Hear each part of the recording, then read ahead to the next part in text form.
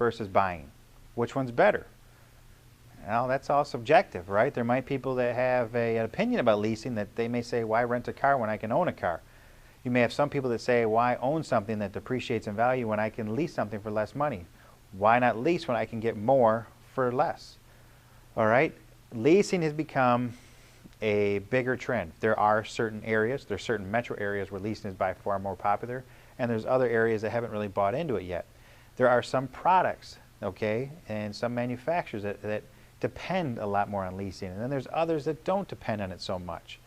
There are some that are out there that have gotten a little bit into some financial trouble because they've depended far too much on leasing. Then there's some terms that come into leasing that are perceived to be negative. Biggest one is, okay, the disposition fee. To avoid any rumor as to what the disposition really fee is, I'll explain it very quickly. A disposition fee basically is something that a consumer gets charged at the very end of a lease. They don't get charged before a lease. It's not a security deposit. It's nothing that you have to put up front right away. The disposition fee essentially is the manufacturer's financial institution. When you turn your vehicle in, that financial institution now has taken possession of your car. You're no longer leasing it from them anymore. Now they have to resell it. You've used it for 2, 3, 4, 5 years, however long you've used it. You've put mileage on it. You've really done some damage. Maybe you kept it up. Who knows? But the financial institution is now responsible for selling it. So now they have to take your car in the condition that it's in, and they have to send it to an auction, where there's quite a few cars very similar to yours going to the auction around the same time. And they have to sell it, and they've got to take on the expenses of auction fees, detail fees, any type of expenses that may come back, and that's what has to happen, okay? And that's the reason why they're charging this big fee, and it's not really that big. In most cases, it's somewhere in the area of $400. But it is a fee that you'll get charged at the end of the lease, but you don't get charged beforehand. Now, in a lot of cases, if you release or do business with that financial institution again, it's likely that they'll probably waive that disposition fee because you've extended some loyalty to their services. But it doesn't happen all the time. And it's nothing that's written in stone. But in the end, don't argue the disposition fee because it's not the dealership that's not charging it. It's not a profit center for a dealership. The dealership has no benefit for it whatsoever. The challenge with the dealership is they've got to explain the disposition fee before or after the customer gets charged it. Okay? So just to avoid any or any headaches as to what that fee really is, that's what it is. Now, leasing versus buying. Leasing has a lot of advantages for a consumer and for a salesperson.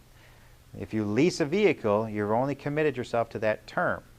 All right? And at that term, you don't have to put any, in a lot of cases, you're a gap insurance, which protects you if you were to get into an accident. It pays off that remaining balance. You're really ignoring any type of negative equity. Okay, let's face it, most cars do depreciate the day you drive them off the lot. And on leasing, you have to worry about it as much because you've committed to owning it for a certain period of time. All right, maybe it's 36 months, maybe it's 24 months, maybe it's 48 months. But whatever way you look at it, the other option of buying that car would have forced you to have a much higher payment. Yes, you'll fall into this trend that every time your lease is up, you've got to lease a brand new car. But is that a bad thing? No. Look at how fast technology is changing. A car 3 years ago did not have Bluetooth capabilities, did not have streaming audio, did not have your cell phone connected to it, did not have the navigation system to do what they do now with the XM traffic updates, with the apps that are on on your navigation screens now. If you look at Toyota's N-Tune system, where it really has its own apps on your phone and it streams through Bluetooth.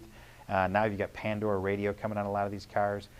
Flat out, every few years, if you're coming into a new lease, chances are you're getting new technology that you wouldn't have available access to a long time ago. Look at the new fuel efficiency standards. Okay, every time you turn around, there's a new standard set for fuel efficiency, and every time you turn around, there's a new standard set by vehicles that get better gas mileage. Do you want to be in the car that's getting worse gas mileage, or would you like to be in a position to be able to get out of your car and get into a car that's getting better gas mileage? Leasing's not a bad thing. Leasing's a very good thing. Because let's face it, we all need transportation. Would you like to have something that's right in the times that it needs to be with technology, fuel standards, safety standards?